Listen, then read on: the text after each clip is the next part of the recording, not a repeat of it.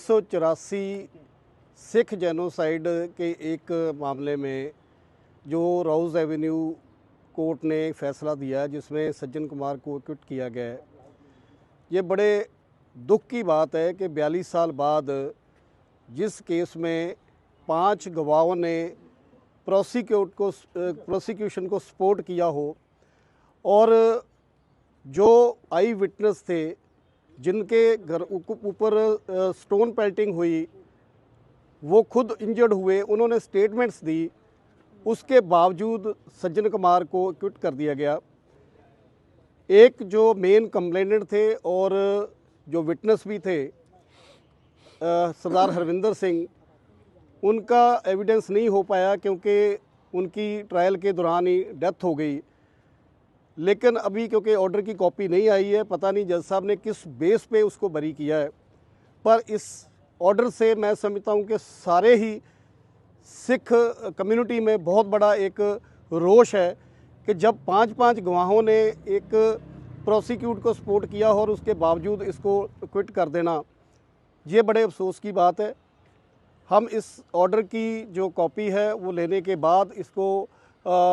Study करके इसके ख़िलाफ़ अपील करवाएंगे ताकि हाई कोर्ट से इसको सज्जन कुमार को इस केस में, जिसमें कि 3 लोगों को मारा गया था, 1 नवंबर को एक गुरचरण सिंह को जलते हुए जो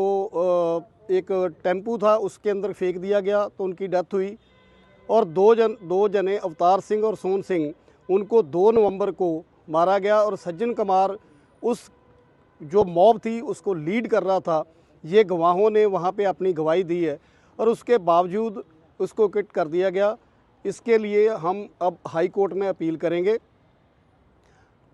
हालांकि सज्जन कुमार 3 केसेस में ऑलरेडी जो उम्र कैद है वो उसको हुई है और वो जेल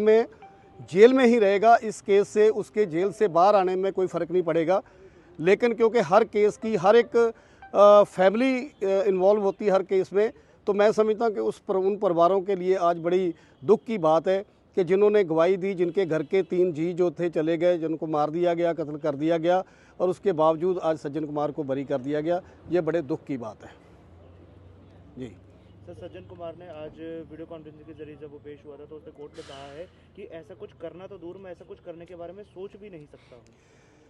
देखिए, सज्जन कुमार अब जो भी कहे वो उसकी अपनी दलील है, लेकिन जो सज्जन कुमार ने पाप किया है, जिस तरीके से उसने राजनगर में, साधनगर में, पालम में जिस तरीके से कत्ल करवाए थे, मॉब को लीड किया था, और जिस तरीके से सरस्वती विहार में जिसमें उसको 2 उम्र कैद हुई है, सज़ा हुई है, उसने लीड करते हुए मॉब को वहाँ पे जाके जो है उनको कत्ल किया था सिखों को। तो ये सज्जन कुमार के कहने से नहीं होगा, ये तो जो प्रूफ है, जो सबूत है, जो गवाह है, जिन्होंने गवाहियाँ दी हैं, जिन्होंने खुद देखा सज्जन कुमार को, वो कहीं किसी भी तरह से सज्जन कुमार के ये कहने से वो कोई सच साबित नहीं होएगा। कोर्ट के द्वारा कहा गया कि ऐसा कोई प्रूफ नहीं मिल पाया जिससे ये पता चल सके कि कॉन्स्पिरेसी में, देखिए इस शब्द पे जोर दिया था कि कॉन्स्पिरेसी में सज्जन कुमार का हाथ था।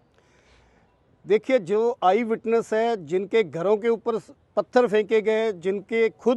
जिनको पत्थर लगे, जिनकी इंजरीज हुई हैं, उन्होंने खुद स्टेटमेंट दी है कि सज्जन कुमार वहाँ लीड कर रहा था मॉब को। तो मैं समझता हूँ कि कोर्ट को और इससे ज़्यादा बड़ा प्रूफ क्या चाहिए कि कॉन्स्पिरेसी, इससे ज़्यादा और कॉन्स्पिरेसी क्या हो सकती है कि सज्जन कुमार जो इंजर्ड हुए, उन्होंने खुद विटनेस गवाही दी है कि सज्जन कुमार वहाँ मॉब को लीड कर रहा था। तो इससे ज़्यादा मैं समझता हूँ और कोर्ट को कॉन्स्पिरेसी प्रूव करने के लिए क्या चाहिए था। लेकिन जज साहब की जो भी ऑर्डर हुआ है वो अब डिटेल में स्टडी करके हम उसको जरूर चैलेंज करेंगे। ऑर्डर कॉपी आने के बाद हाई कोर्ट का रुख करेंगे आप लोग? बिल्कुल 100% हाई कोर्ट का रुख करेंगे, और किसी भी सूरत में सज्जन कुमार के जो पाप है बख्शे नहीं जाएंगे। अगर यहाँ उसको रिलीफ मिली है तो हाई कोर्ट में हमें पूरा विश्वास है कि हाई कोर्ट में उसको सज़ा होगी।